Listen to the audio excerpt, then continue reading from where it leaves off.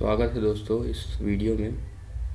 आप यह वीडियो देख रहे हैं, इसका मतलब यह है दोस्तों, ये तो आप कंप्यूटर सेंटर खोलना चाहते हैं या आधार यूसीएल सेंटर खोलना चाहते हैं दोस्तों, तो बिल्कुल आपको इसके संबंध में पूरी जानकारी मिलेगी दोस्तों। तो पहले क्या होता था, पहले अगर मैं अपनी करूं दोस्तों, तो क्या होता था, मैंने यूट्यूब में खोजता था दोस्तों कि ये करना है, आधार सेंटर खोलना है, कितना खर्चा आएगा। तो उसमें दिखाया करते थे 50,000 में हो जाएगा, 60,000 में हो जाएगा। ऐसा कुछ नहीं होता दोस्तों।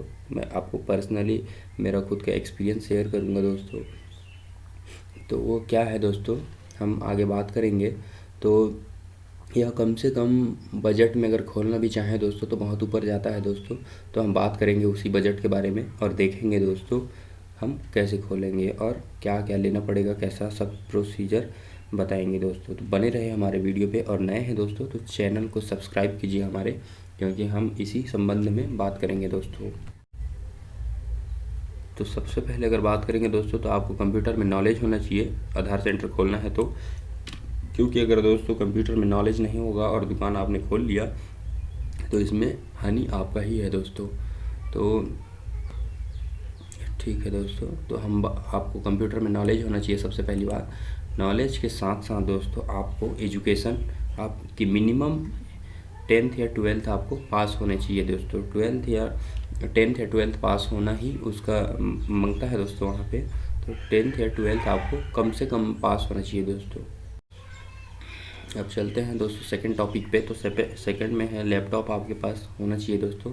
लैपटॉप आपके पास होना चाहिए, और लैपटॉप आपको पड़ेगा कम से कम i5 प्रोसेसर विंडो 10 आपको ख़रीदना है दोस्तों, क्योंकि वो आधार यूसीएल में वही चलता है दोस्तों। बाकी इधर आप कम सस्ते में तो 20,000 मिल जाता है सर बोलेंगे, और 20,000 के ख़रीद लिए, उसमें अगर नहीं चला तो दोस्तों आप बाद में ब्लेम नहीं करना दोस्तों। इसलिए आप जब भी खरीदें, कोई सा भी खरीदें, 30,000 में मिलता है, 25,000 मिलता है, 45,000 मिलता है, 50,000 में, पर मैंने देखा है तो 55 से 60,000 मैंने इसका रेट लिख दिया हूँ आपको बताने के लिए। तो i5 प्रोसेसर विंडो 10 से ऊपर या विंडो 10 तक ही होना चाहिए दोस्तों। तो आपको 55 से 60,000 तक ये पड़ेगा दोस्तों।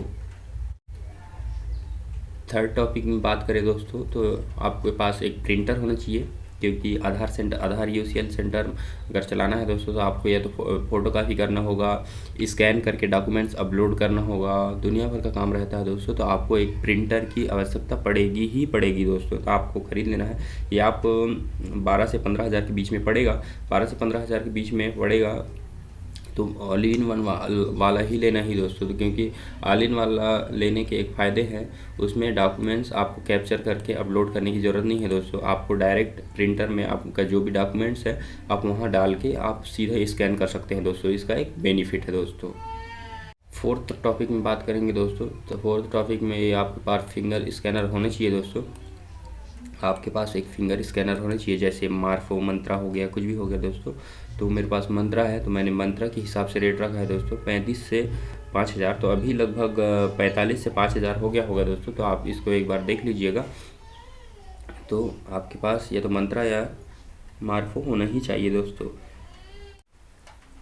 फिफ्थ अगर बात करें दोस्तों, तो आपके पास एक लेमिनेटर होना चाहिए।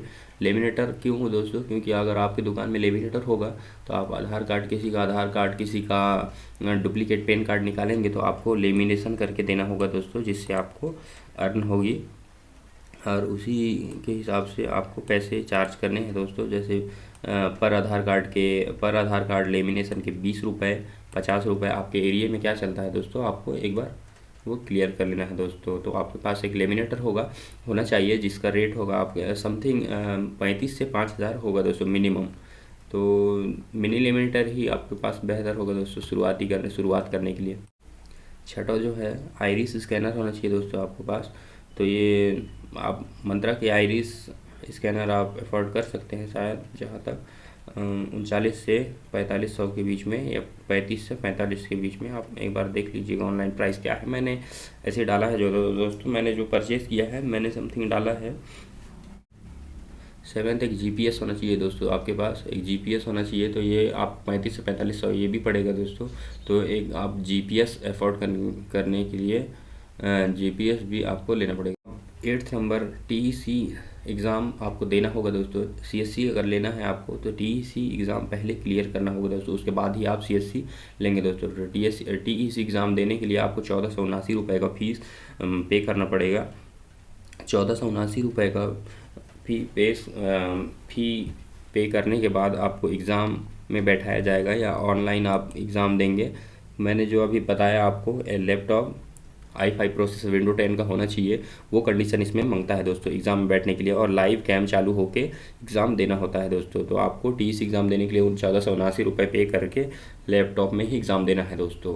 तो इसके लिए अगर आपको चाहिए दोस्तों वीडियो तो अलग से हम बना देंगे, उसमें कोई इशू नहीं है। आप कमेंट करें दोस्तों कमेंट सेक्शन में, उसके हिसाब से हम बना देंगे दोस्तों।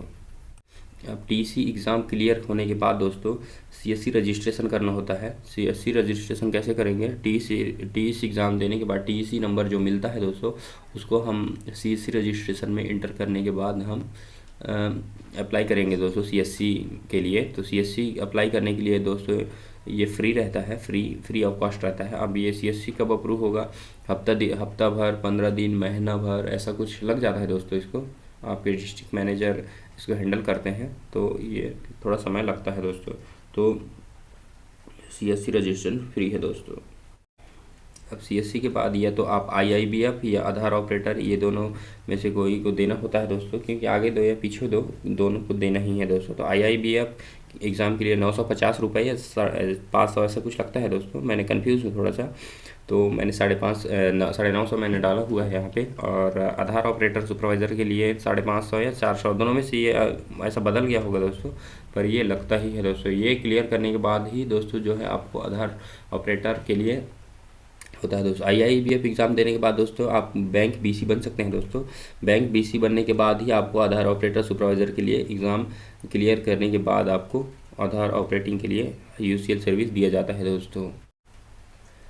अब ये सारी चीज़ें करने के बाद दोस्तों आपके पास एक टेबल प्लस बेंच, लोगों को बैठने के लिए एक बेंच, और आपको चेयर की ज़रूरत होगी, और 10 बाई 10 की रूम की ज़रूरत होगी दोस्तों।